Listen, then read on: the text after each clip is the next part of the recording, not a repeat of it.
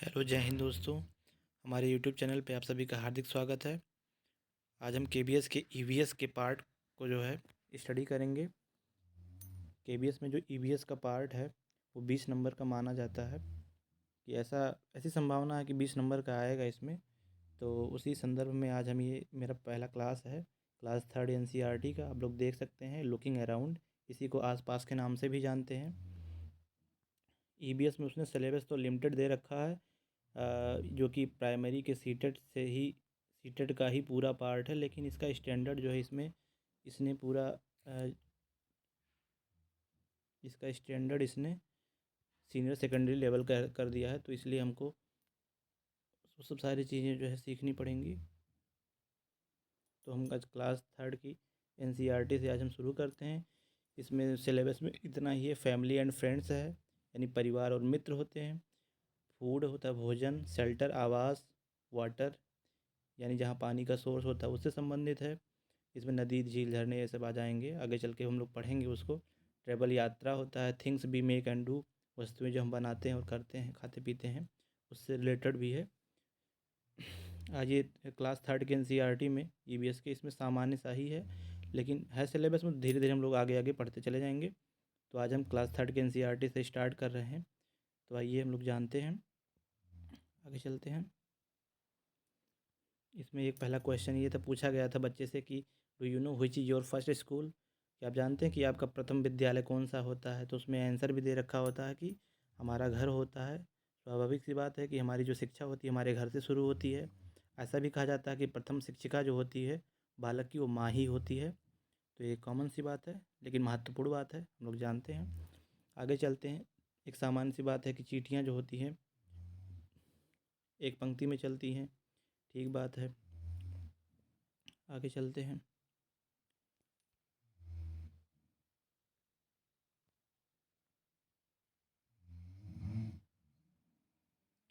तो थोड़ा हम लोग जूम कर लेते हैं। एक चूहे के बारे में एक बात ये भी कहा जाता है कि चूहे की दृष्टि तो कमज़ोर होती है, लेकिन सूंघने, छूने और स्वाद की इंद्रियां उतनी ही प्रबल होती हैं। तो कभी कभी एग्जाम में ऐसा भी पूछ सकता है कि चूहे के बारे में कौन सा फैक्ट असत्य है या सत्य है, ऐसा कुछ पूछा जा सकता है। उसमें जैसे एक पॉइंट आपको ये दे दे कि चूहे की दृष्टि कमज़ोर होती है, लेकिन सूंघने, छूने और स्वाद की इंद्रियां उतनी ही प्रबल होती हैं। तो ये सब ध्यान रखेंगे, इससे रिलेटेड क्वेश्चन बन सकता है कि कौन कौन सा सही है। तो उपयुक्त दोनों सही है, ऐसा 2 पॉइंट बना के दे सकता है। तो हम लोग ये जानेंगे कि दृष्टि तो कमज़ोर होती है, लेकिन इनके सूंघने और छूने और स्वाद की इंद्रियां उतनी ही प्रबल होती हैं, यानी ज़्यादा होती है। ठीक है, आगे जानते हैं। गांधी जी के ये जो स्वच्छ भारत अभियान है, इसकी शुरुआत 2 अक्टूबर 2014 को हमारे प्रधानमंत्री मोदी जी द्वारा शुरू किया गया था। ये गांधी जी के जन्म के 150वीं वर्षगांठ पे स्टार्ट किया गया था। तो ये महत्वपूर्ण है, इसका ये 150वीं वर्षगांठ कि इनके जन्म के कितने वर्षगांठ पे जो है शुरू किया गया था। तो 150वीं वर्षगांठ पे शुरू हुआ था स्वच्छ भारत अभियान की। शुरुआत जो है 2 अक्टूबर 2014 को हुआ था, ये भी ध्यान रखेंगे। आगे चलते हैं।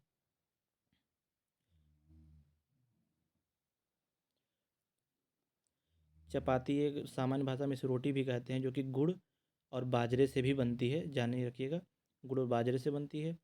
गुड़ का एक नाम जगेरी है, जो अयोध्या का अपने अयोध्या डिस्ट्रिक्ट का वन डिस्ट्रिक्ट वन प्रोडक्ट में भी शामिल है। जगेरी एक गुड़ का ही होता है, जो एक मिठाई का शेप दे दिया जाता है इसको। यह सामान्य भाषा में गुड़ को जगेरी भी बोलते हैं।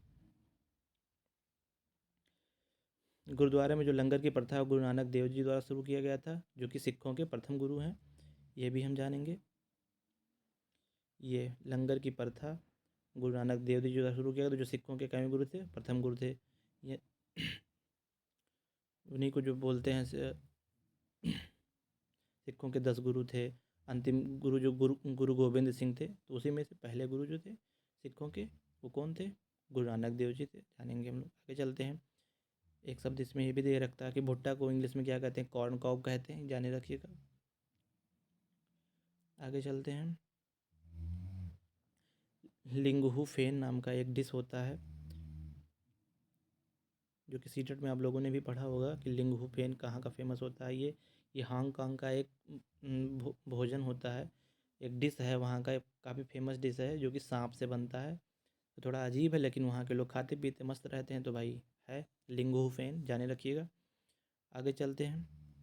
ये तेल में बनी मछली है ये कश्मीर का काफ़ी फेमस है। एग्ज़ाम में 2 चीज़ें आती हैं इससे रिलेटेड। जब सरसों के तेल में बनी मछली कहेगा तो ये कश्मीर का फेमस है।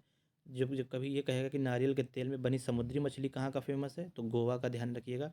ये समुद्री मछली ये नारियल के तेल में बनती है। गोवा का गोवा क्योंकि समुद्र तटीय इलाका है, कर्नाटका और महाराष्ट्र के बीच में गोवा छोटा सा राज्य है, उसी को हम वहीं बनता है ये। आगे चलते हैं। जैसा कि हम लोग जान रहे हैं टेपियोका काफ़ी फेमस है।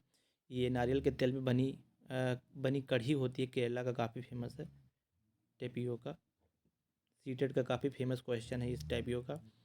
केले का फूल ये भी केरला का काफ़ी फेमस है, वहाँ खाया जाता है, खाने में या शामिल किया जाता है केरला में या वेस्ट बंगाल में।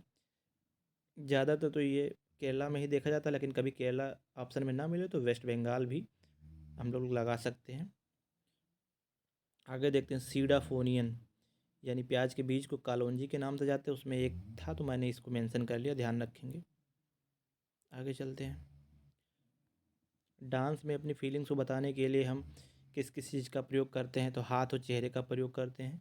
कभी ऐसा भी पूछा जाएगा तो अब जाने रहिएगा, खैर सामान्य सा है। आगे देखते हैं मोर। मोर के बारे में कुछ जानेंगे कि मोर मोर एक चोटी होता है, मोर डांस भी करते हैं। बारिश के पहले मोर का नाचना काफ़ी फेमस रहता है। मोर जो है आवाज़ करते हैं, उन्हीं को क्राई मतलब चिल्लाना भी बोल सकते हैं आप। आगे देखेंगे चील के बारे में देखेंगे हम लोग। चील के बारे में इसकी जो पूँछ होती है काफ़ी लंबी होती है, पूँछ लंबी होती है, खाँचेदार होती है। खाँचेदार का मतलब ये देखिए ऐसे बना है, ये जो होता है इसी को खाँचा बोलते हैं। इसमें जो डब्लू शेप में जो अंदर ये खाँचा होता है इसका, ये देखिए खाँचा ऐसे बना हुआ है। तो इसकी पूँछ तो लंबी होती है और खाँचेदार होती है। ये ऊँचे आसमान में उड़ता है, चूहे को पकड़ कर ये खा जाता है, यानी चूहे को पकड़ कर खाता है, ये इसका एक भोजन है। कभी कभी ये पूछ लेता है कि चील और गिद्ध के बारे में, या ये पूछ लेगा कि कौन सा ऐसा पक्षी है जो चूहे को पकड़ कर खा जाता है, ऊँचे आसमान में उड़ता है। तो उसमें चील और गिद्ध में जो है कभी कभी कन्फ्यूजन भी क्रिएट हो जाता है। तो जाने रखिएगा चील और गिद्ध दोनों आकाश में उड़ते हैं, लेकिन चूहे को पकड़ कर चील खाता है, तो ये चीज़ जाने रखिएगा। आगे चलते हैं। कौवा, जो कि हम लोग सभी लोग देखे हैं, गाँव वाले खासकर, ये इनका पंख काला होता है, काँव काँव करते हैं। आगे चलते हैं। तोता के बारे में जानते हैं। तोता तोता का पंख जो है ये हरा होता है, चोंच लाल होता है। अमरूद और हरी मिर्च इनको ज़्यादा पसंद रहता है। लोगों की आवाज़ भी नकल करते हैं, जैसे गांव में लोग कहीं रखते हैं, आप लोगों ने भी देखा होगा कि सब लोग कहते हैं कि पट्टू सीताराम को हो, तो पट्टू गांव में पट्टू भी बोलते हैं इनको, तोता को। तो ये भी है। आगे चलते हैं। कोयल के बारे में देखेंगे। कोयल कोयल अपनी आवाज़ के लिए काफ़ी फेमस होता है, खासकर बसंत ऋतु में जो कुहू कुहू करके बोलता है।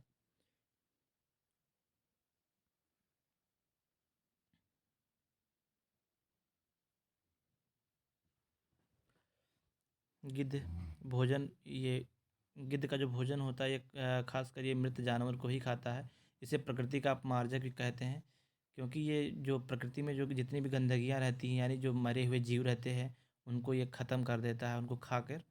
तो कहीं न कहीं अगर वो रहता तो पर्यावरण प्रदूषित ही करता, तो इसलिए इनको प्रकृति का अपमार्जक कहते हैं, यानी सफाता है। जैसे कपड़े को डिटर्जेंट सफाता है, ठीक उसी प्रकार से गिद्ध भी वही काम करता है। ये भी ऊंचे आसमान में उड़ता है। गिद्ध और चील के बारे में हम एक कन्फ्यूज नहीं होंगे, क्योंकि गिद्ध भी आसमान में उड़ता है, चील भी आसमान में उड़ता है, लेकिन जब चूहे के खाने की बात आएगी या चूहे को अपना भोजन बनाने की बात आएगी तो हम चील पे लगाएंगे। कबूतर के बारे में जानते हैं। कबूतर का जो चोंच होता है वो गुलाबी होता है। अभी हम आप लोग को दिखाएंगे भी कबूतर के बारे में, उसकी पिक्चर भी दिखाएंगे आगे। कबूतर का जो चोंच होता है वो क्या होता है, गुलाबी होता है। इसका गुटर गूं करता है। ये सभी के घरों में यहाँ भी अपना घर बना लेता है। अधिकतर ये जहाँ घर पे कोई घर खाली रहता है उसमें अपना घोंसला बना लेता है। जहाँ टाँड़ रहता है घरों में, बरामदे में, वहाँ भी अपना ये घोंसला बना लेता है। आगे देखेंगे कठफोड़वा के बारे में देखेंगे। कठफोड़वा को इंग्लिश में वुडपेकर भी बोलते हैं। ये पेड़ की टहनियों में या टुक टुक कर छिद्र बनाता रहता है। आगे देखेंगे बीवर पक्षी। इसके पास एक विशेष प्रकार का चोंच होता है। बीबर नहीं, एक खास कर ये आप इसको दर्जिन कर लीजिएगा। ये गलती से बीबर पक्षी लिख गया, बाकी ये दर्जिन है। इसको हम लोग दर्जिन यहाँ पे ऐसे ही इसको दर्जिन कर लीजिएगा। दर्जन पक्षी की विशेषता इसकी विशेषता और खास विशेषता होती है, क्योंकि इसके पास खास प्रकार के चोंच होते हैं जिसकी सहायता से ये पत्तों को सिलकर अपना घोंसला बनाता है। सुई नुमा इसकी जो है चोंच होती है, हम आगे वो भी दिखाएंगे आपको दर्जन पक्षी के बारे में। उसका मैंने पिक अंतिम में जो है ऐड किया हुआ है। उल्लू के बारे में देखेंगे। उल्लू सभी लोग देखेंगे, अक्सर ये रात में जगते हैं जंगल में।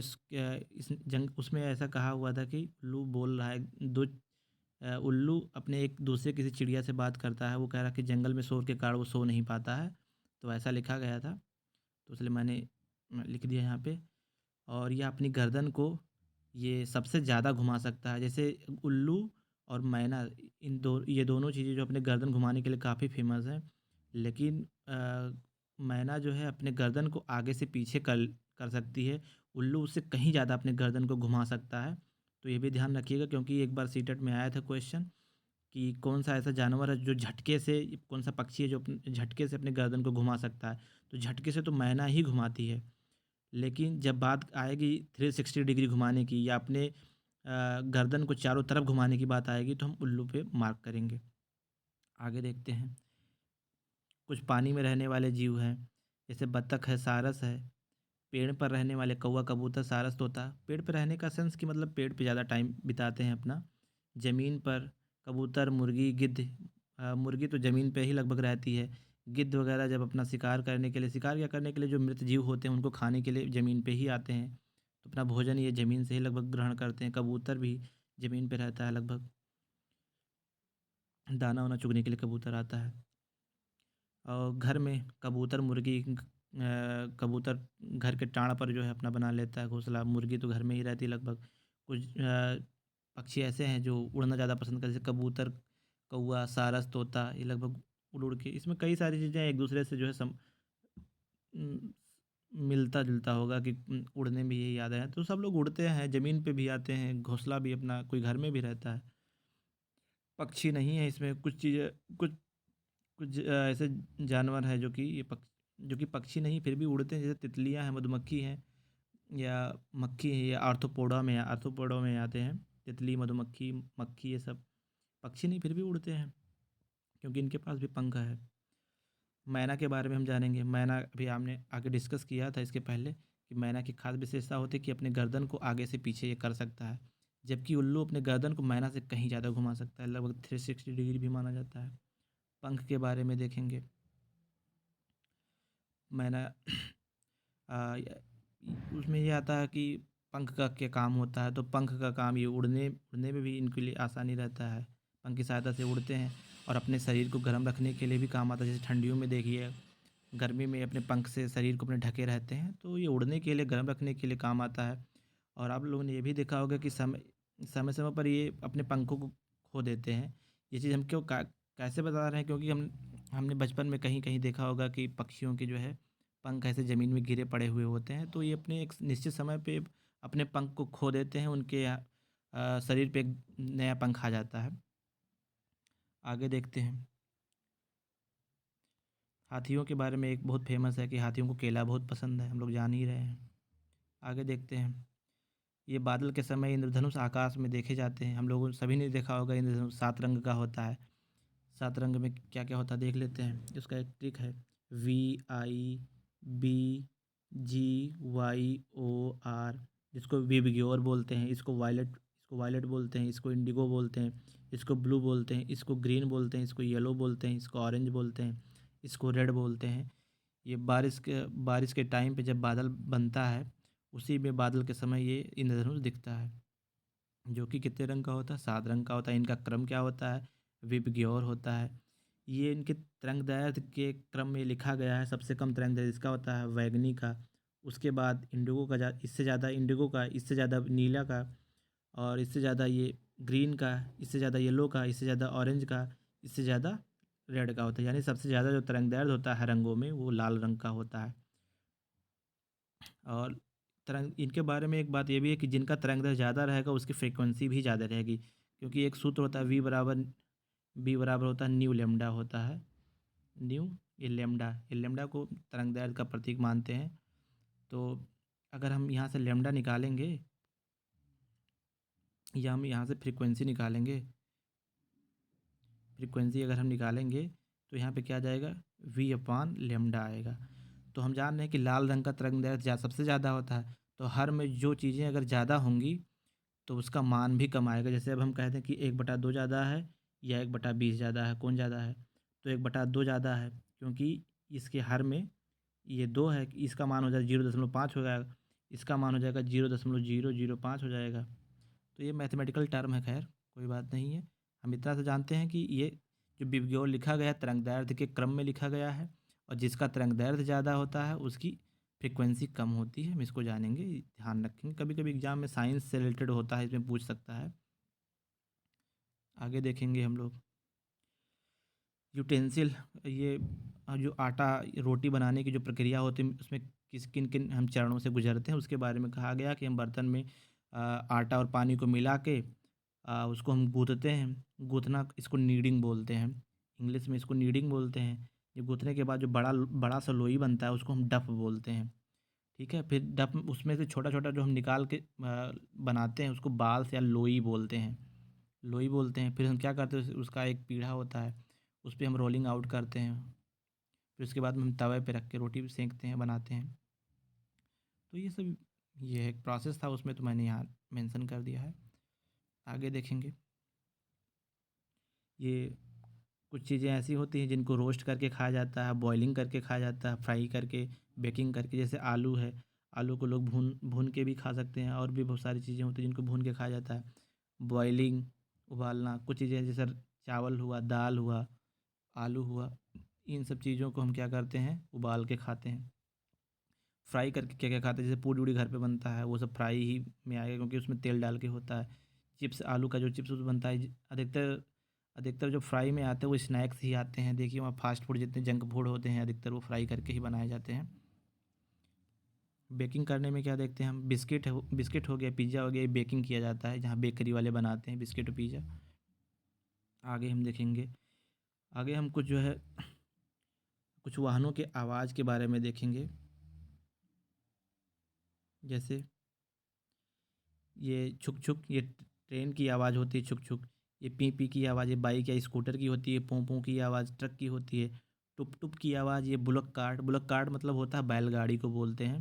और ये ड्राइवन बाई एनिमल्स, ये टुप टुप की आवाज़, जिससे उसमें पूछ सकता है कि ये टुप टुप की आवाज़ किस चीज़ की होती है, तो उसमें 3-4 ऑप्शन दे देगा आपको, बाइक, स्कूटर देगा, ट्रक दे देगा, बुलक कार्ट दे देगा या मोटरसाइकिल दे देगा। तो आप लोग ध्यान रखिएगा, टुप टुप की आवाज़ बुलक कार्ट की होती है। अगर ये ऑप्शन में ना मिले तो कभी ये होगा, फिर ड्राइवन बाई एनिमल्स मतलब किसी जानवर के द्वारा जो गाड़ी खींचा जाता है उसी को हम टुप टुप की आवाज़ द्वारा पहचानते हैं। और ये घर घर की आवाज़, घर घर की आवाज़ में देखिए मोटरसाइकिल की आवाज़ क्या होती है, घर घर होती है। ट्रिंग ट्रिंग की आवाज़ साइकिल होती है, साइकिल करती है। आगे देखेंगे हम लोग, ये ब्रेल लिप के बारे में देखेंगे कि ब्रेल लिप एक पढ़ने और लिखने की एक पद्धति है। इसको जो है फ्रांस में खोजा गया था, लुई ब्रेल नामक एक व्यक्ति थे, उन्होंने खोजा था। वो भी जन्म से तो अंधे नहीं थे। 3 साल की उम्र में क्या हुआ था कि वो अपने पिताजी का कुछ कोई टूल्स था उसको लेकर खेल रहे थे और उनके आँख में लग गई। उसी से उनकी आँख की रोशनी चली गई।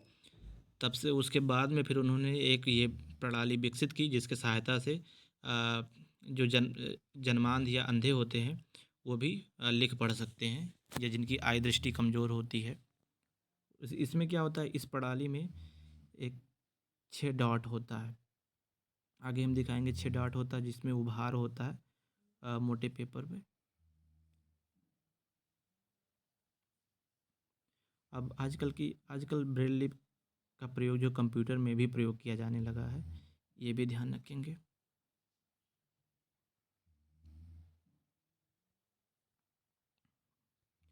नेक्स्ट चलते हैं, ये इसमें स्पैरो को फुडगुडी और कौवे को भनाटे का प्रयोग किया गया था।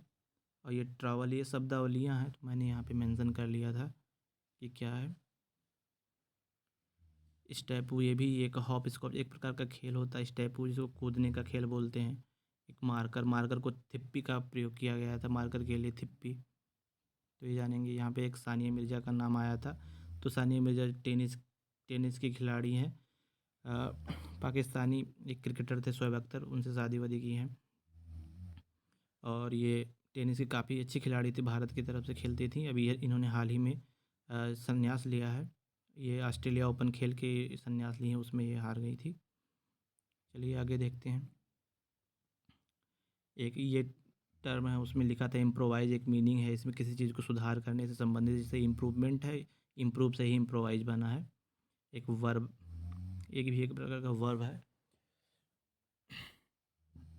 इसमें देखिए, हम अपने संदेश को पहुंचाने के लिए पहले जो है काफ़ी समय पहले ये ईमेल या मोबाइल या फैक्स ऐसा कुछ भी नहीं था पहुंचाने के लिए। केवल पोस्ट बॉक्स ही ऐसा था कि जिसकी सहायता से हम अपने संदेश को एक व्यक्ति से दूसरे व्यक्ति तक पहुंचाते थे, दूर दूर तक पहुंचाते थे। काफ़ी टाइम भी लग जाता था। लेकिन आज के इस वैज्ञानिक या डिजिटल युग में ईमेल हो गया, मोबाइल हो गया, फैक्स हो गया, किसी को घर बैठे आप संदेशा कोई भी हो भेज सकते हैं, तुरंत सेकंडों में भेज सकते हैं। आगे देखेंगे। एक मोलन गांव के बारे में आया था कि मोलन गांव कहाँ है। ये भी काफ़ी फेमस गांव है, वहाँ अपने कल्चर के लिए फेमस है। मोलन गांव असम में है। ऐसा पूछा जा सकता है कि मोलन गांव कहाँ पड़ता है, या इसी से रिलेटेड ऐसा कुछ कहानी दे दे कि मोलन एक गांव है जहाँ ज़मीन से 10 या 12 फीट ऊपर जो है घर, 10-12 फीट ऊपर छत ढाल के उस पर घर बनता है। तो हम लोग जानेंगे वो असम से संबंधित है, क्योंकि असम में बाढ़ काफ़ी आता है, इसलिए वहाँ घर जो है ऊंचे ऊंचे बनाए जाते हैं। और घर बांस के बनाए थे, बांस के पिलर जो है खड़ा करके 10 से 12 फीट उसके ऊपर छत ढाल के फिर उस पर घर बनता है। हम आगे दिखाएंगे असम के घर को। लकड़ी का ही प्रयोग होता है उसमें। मनाली का यहाँ जिक्र आया है। मनाली जो कि हिमाचल प्रदेश में एक बर्फीला क्षेत्र है। कुल्लू हो गया, मनाली हो गया, ये सब हिमाचल प्रदेश में हिली एरिया, पहाड़ी एरिया है। वहाँ बर्फ़बारी काफ़ी होती है, ठंडी भी काफ़ी होती है। वहाँ भी जो घर होते हैं लकड़ी या पत्थर के लगभग बनते हैं, लगभग घर पहाड़ों पर। नेक्स्ट देखते हैं। ये राजस्थान के बारे में देखें कि यहाँ काफ़ी यहाँ बरसात तो काफ़ी कम होती है, गर्मी काफ़ी होती है। मिट्टी के घर यहाँ काफ़ी होते हैं। घर की दीवारें जो है मोटी होती है। मिट्टी की दीवार जो अक्सर मोटी ही होती है, ताकि उसको इतना मजबूत बनाया जाता है ताकि गिरे ना, क्योंकि मिट्टी की ही होती है। तो मजबूत बनाने के लिए उसको जो है हमको मोटा ही बनाना पड़ेगा। दीवारों की यहाँ पुताई जो है मिट्टी से की जाती है। ऐसा नहीं कि सारे घर मिट्टी के ही हैं, लेकिन ये काफ़ी वहाँ का कल्चर जो था उसमें अधिकतर ये मिट्टी के ही घर बनते थे। ये मिट्टी से घर की पुताई की जाती थी। आगे देखते हैं। इनकी छतें जो है कटीली झाड़ियों की बनी होती थी राजस्थान की। तो ये भी ध्यान रखिए, कभी कभी एग्जाम में वो ऐसे पॉइंट बना के पूछ देता है कि उस प्रदेश का नाम बताइए जहाँ पे वर्षा कम होता है, गर्मी होती है, मिट्टी के घर होते हैं, घर की दीवारें मोटी होती हैं, दीवारों की पुताई मिट्टी से की जाती है, छतें कटीली झाड़ियों की बनी होती है। इसमें से 3-4 पॉइंट दे देगा, उसमें से आपको ऑप्शन दे देगा। बताइए, राजस्थान दे देगा, उत्तर प्रदेश दे देगा, ऐसे गुजरात दे देगा, हिमाचल प्रदेश दे देगा। तो उसमें हमें सही ऑप्शन टिक करना होगा। तो हम क्या लगाएंगे, उसमें राजस्थान लगाएंगे। आइए आगे देखते हैं। डल झील के बारे में आप लोगों ने भी सुना होगा। डल झील कहाँ है। डल झील ये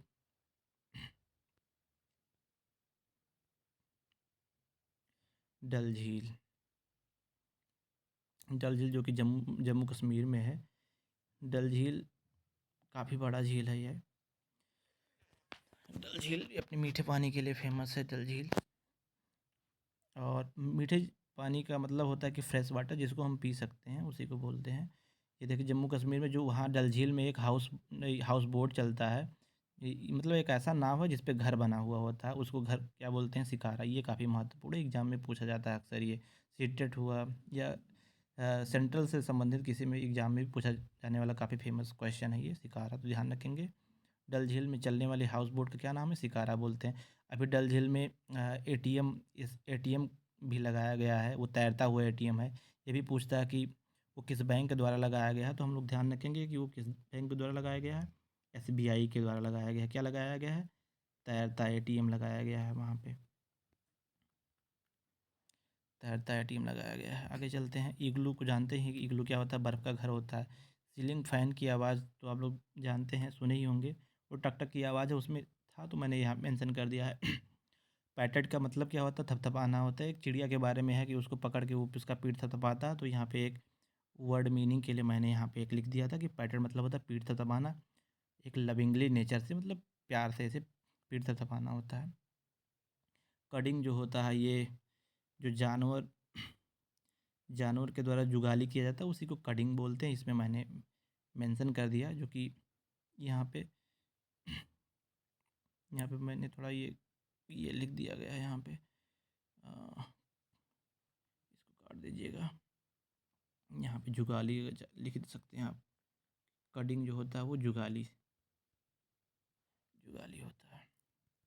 आगे देखेंगे बज्जू गांव, जो ये राजस्थान का काफ़ी फेमस इलाका है। ये भी बज्जू गांव, जो मिट्टी के घर बताते थे वहाँ ये सब देखे जाते हैं। बज्जू गांव में राजस्थान में एक चीज़ और हम देखेंगे कि यहाँ क्या है, हर घर में पानी को संग्रहित करने के लिए आंगन में एक टैंक बनाया जाता है। वहाँ जो है पानी की काफ़ी कमी आप सभी लोग जानते हैं। वहाँ पे एक जो ये हरिके बैराज है जो सतलज नदी पे बना हुआ है, वहाँ से एक नहर निकलती है, उसका नाम है इंदिरा गांधी नहर। राजस्थान के काफ़ी एरिया को जो है पानी देती है, यानी राजस्थान के लिए वो नहर जीवनदायिनी आप कह सकते हैं। उससे राजस्थान के अधिकतर भाग में उससे सिंचाई होती है, और गवर्नमेंट के द्वारा वहाँ पे एक निश्चित समय पे पानी जो है सप्लाई किया जाता है। तो सब लोग क्या करते हैं, पानी को अपने वहाँ टैंक में, वहाँ टैंक बनाते हैं इसे। अभी हम आपको वहाँ लास्ट में दिखाएंगे एक टैंक, कि वो टैंक किस तरह से रहता है। और टैंक में पानी को स्टोर कर लेते हैं, फिर उनको जगह जगह जहाँ जहाँ टोटी से पहुँचाना होता है वो पाइप लगा के वो पहुँचा लेते हैं। तो ये राजस्थान का बात हुआ। आगे देखेंगे हम लोग। सीतम्मा हुआ, इसमें प्रयोग किया गया था। सीतम्मा बड़ी बड़ी बेटी, माँ के हिसाब से बड़ी बेटी हो गई, लेकिन बहन के हिसाब से बड़ी बहन ही भी यहाँ आप लिख सकते हैं।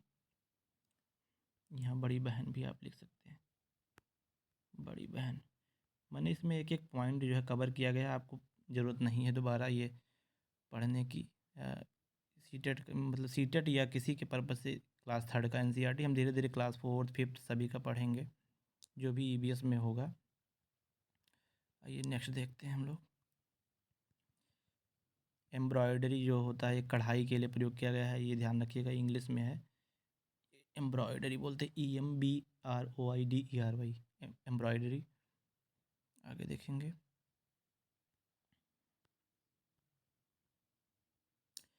ये देखिए जो मैंने वहाँ पे आपको दिखाया था कोयल का, तो ये कोयल को आप लोग देख सकते हैं,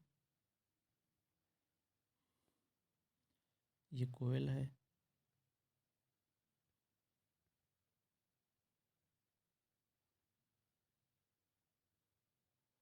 ये कोयल है, ये कोयल है, ये गिद्ध है, ये गिद्ध का चोंच है, आप देख सकते हैं।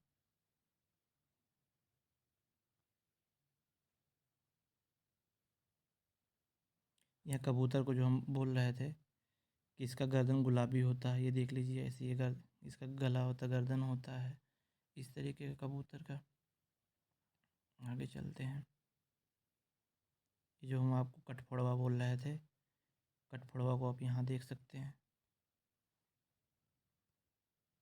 ये जो है, ये क्या है, ये कठफोड़वा है। ये पेड़ की टहनियों तनों को जो है इसे काटता रहता है, टक टक करता रहता है। ये कठफोड़वा की खास विशेषता होती है।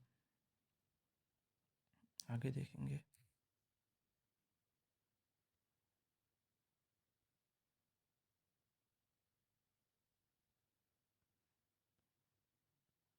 ये जो हम आपको बता रहे थे 6 डार्ट वाला, देखिए ये 6 डार्ट वाला सिस्टम है, इसी को ब्रेल लिपि है, ये ब्रेल सिस्टम है।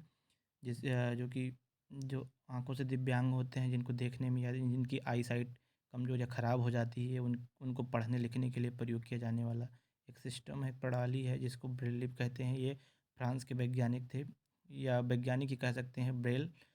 लुई ब्रेल नाम है, उन्हीं के नाम से ही ये चीज़ें हैं बनाए गए। एग्ज़ाम में कभी कभी पूछ लेता है कि लुई ब्रेल कहाँ के थे। ये एक ब्रेल दिवस भी मनाया जाता है। ब्रेल दिवस कब मनाया जाता है जानते हैं? ब्रेल दिवस ये 4 जनवरी को मनाया जाता है। 4 जनवरी को मनाया जाता है, अभी हाल ही में मनाया गया है ये ब्रेल। जागरूकता फैलाने के लिए कि भाई जिनको दिक्कत है लिखने पढ़ने में, उनके लिए ये सब सारी व्यवस्थाएं स्कूल वगैरह में सभी जगह होती है। जानते हैं हमारे यहाँ इंक्लूसिव एजुकेशन का सिस्टम है, समावेशी शिक्षा को काफ़ी बढ़ावा दिया जाता है। बीटीसी टेट वगैरह से, बीटीसी बीएड में, इन सब में तो पढ़ाया ही जाता है। आगे देखेंगे, ये जो हम आपको हाउस बोट की उसकी चर्चा करते हैं असम में घरों की, ये देखिए ये पिलर है, ये देख सकते हैं, ये पिलर ऐसे बनाया गया, ये पिलर है, ये पिलर है। फिर इस पिलर पे यहाँ एक छत, यहाँ ऐसे छत बनाते हैं, ये छत, ये भी सब सारी चीज़ें लकड़ी की होती है, बांस की होती हैं। तो हम आगे देखेंगे, ये हम हाउस बोट की जो चर्चा कर रहे थे, हाउस बोट, ये देखिए हाउस बोट क्या है, इसको शिकारा बोलते हैं। हम कहाँ बोलते हैं, जम्मू कश्मीर में। कहाँ चलता है ये, डल झील में चलता है शिकारा। ये पानी में नाव में बना हुआ रहता है ये घर, इसी को हम शिकारा नाम से भी जानते हैं।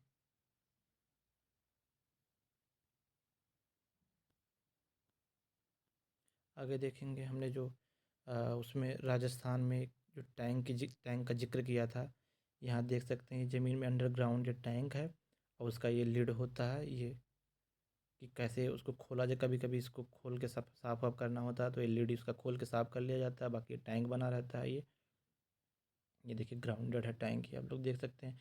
और उसके थ्रू अगर कहीं ऊपर पानी ले जाना होता है तो हम क्या करते हैं, उसमें हम पाइप के थ्रू पानी को एक दूसरे छत पे या कहीं भी पहुंचाना होता तो हम पहुंचा देते हैं। आगे देखते हैं, तो ये रहा दोस्तों कुछ महत्वपूर्ण जो है ईवीएस से संबंधित। ये क्लास 3 एनसीईआरटी का था, ये निचोड़ था उसका। आपको क्लास 3 एनसीईआरटी पढ़ने की ज़रूरत नहीं, हम धीरे धीरे क्लास 3 ये कंप्लीट करके क्लास 4 का भी पढ़ेंगे, 5th का भी पढ़ेंगे। कुछ चीज़ें हम क्लास 6, 7, 8 साइंस के कुछ कुछ चैप्टर होते हैं फूड से रिलेटेड या शेल्टर से रिलेटेड या वस्तुएं, या धीरे धीरे जो है हम आगे करके पढ़ेंगे उसको। फिर कुछ चीज़ें हम ज्योग्राफी के पार्ट से भी कवर करेंगे। तो आज का ये सेशन रहा, आप सभी का बहुत बहुत धन्यवाद। ठीक है दोस्तों, फिर हम अपने वीडियो को यहीं पे बंद करते हैं। धन्यवाद, जय हिंद।